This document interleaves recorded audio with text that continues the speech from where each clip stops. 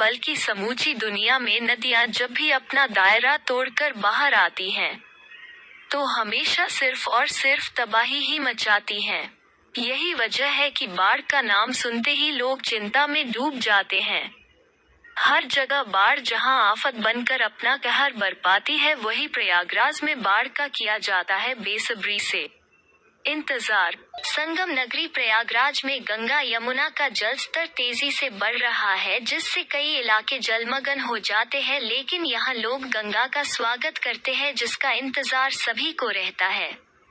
मान्यता है कि संगम के लेटे हनुमान गंगा पुत्र को मां गंगा हर वर्ष स्नान कराने आती है, और जिससे पूरे देश में सुख शांति रहती है। और जब मां गंगा स्नान नहीं करा पाती तो तमाम परेशानियां उत्पन्न होने लगती है। सभी को अब इंतजार है बाढ़ का।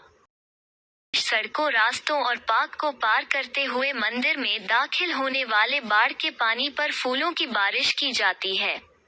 हालांकि बाढ़ का पानी अंदर आने पर लोगों की जिंदगी को सुरक्षित रखने के मकसद से मंदिर को बंद करना पड़ता है, लेकिन इन सब के बावजूद मंदिर से जुड़े महंत और पुजारियों के साथ ही हजारों श्रद्धालुओं को इस बार भी बाढ़ का बेसब्री से इंतजार है। दरअसल यहाँ बाढ़ का इंतजार किसी खास वजह से किया जाता है, जिसमें हजारों लोगों की आस्था शामिल होती है और रोमांच भी होता है। प्रयागराज में संगम किनारे पवन पुत्र हनुमान जी का एक ऐसा अनूठा मंदिर है, जहां बजरंग बली लेटी हुई अवस्था में अपने भक्तों को दर्शन देते हैं और उनका कल्याण करते हैं।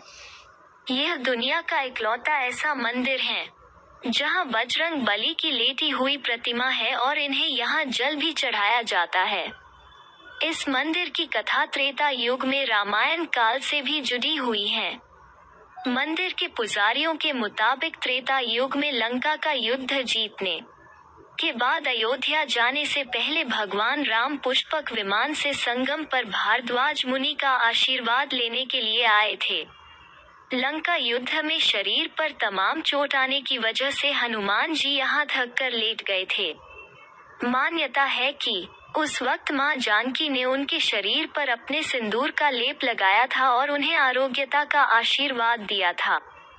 संगम किनारे लेटी हुई अवस्था में विराजमान बजरंग बली को प्रयागराज का कोतवाल भी माना जाता है। शीताशितेय शतरंग चामरे नाद्यो विभाते मुनिभानुकन्यके नीलातपत्र बटेव साक्षात् सतीर्थराजो जयति प्रयाग। प्रयाग की भूमि पर माँ भगवती गंगा का आगमन स्वतः ही अपने हमें प्रेरणादायक है। और रही बात यहाँ बड़े हनुमान जी महाराज को, तो हर साल जो है हनुमान जी को नहलाने स्वयं माँ भगवती गंगा आती है। इसको हम बड़े हर्षोल्लास के साथ जैसे त्यौहार मनाया जाता है, हमारे लिए एक त्यौहार की तरह है। कहा जाता है कि हर साल जब माँ भगवती गंगा हनुमान जी महाराज को स्नान कराती है, तो उस साल तीर्थराज प्रयाग में नहीं अपितु तो पूरे संसार में विश्व कल्याण के लिए ये एक संतोषमय जीवन व्यतीत हो सकता है सबके, किसी तरह की महामारी नहीं फैलती है। हनुमान जी का स्नान अपने आप में सभी बीमारियों का नाश करता है, इसलिए भी इस स्नान का विशेष महत्व बनता है। यहाँ पर माँ गंगा का स्वागत आरती की जाती है। जी जी, आरती की जाएगी, अभिषेक किया जाएगा, दूध जो षोडोपचार पूजाएं की जाती है, विधिवत पूर्वक माता जी की आरती के साथ हनुमान जी तक पहुंचाया जाएगा। जैसे माँ भगवती जब आंगन में पधारेंगी तो माता जी की जो पूजा पद्धति वो शुरू हो जाएगी, जो हर साल हमारे गुरुदेव किया करते थे। और इस बार माँ भगवती गंगा और हनुमान जी महाराज का आशीर्वाद रहेगा तो ये सौभाग्य मुझे भी अवश्य प्राप्त होगा, और माँ भगवती चाहेंगे तो ये हम अवश्य। जय गंगा। जय श्री महाकाल। माँ गंगा का, जमुना माँ गंगा का जलस्तर हर साल की तरह इस साल भी बढ़ रहा है। और यहाँ के जो हमारे लेटे हनुमान जी हैं, जो यहाँ का सिद्ध मंदिर है, तो माँ गंगा जब तक हनुमान जी को अपने जल से नहलाती नहीं है, तो जब तक सुख शांति हमारे प्रयागराज में नहीं आती है, तो ये हर साल माँ गंगा उनको 3 बार स्नान करा के वापस फिर मुड़ जाती हैं। स्वागत करेंगे। और हम सारे जितने भी हमारी कम्युनिटी के किन्नर समाज के ट्रांसजेंडर हैं, हम सारे मिलके माँ गंगा का स्वागत भी करें। आके यहाँ पे स्वागत किया माँ गंगा का, और यहाँ पे हम लोग माँ गंगा की आरती भी करेंगे और माँ गंगा से ये कामना करेंगे कि मेरे सारे देशवासी ऐसे ही खुशहाल रहें और कभी उनको दुख ना देखना पड़े।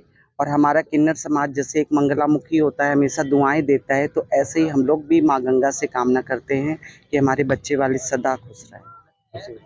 मैं कल्याणी नंदगिरी, महामंडलेश्वर, प्रयागराज, किन्नर।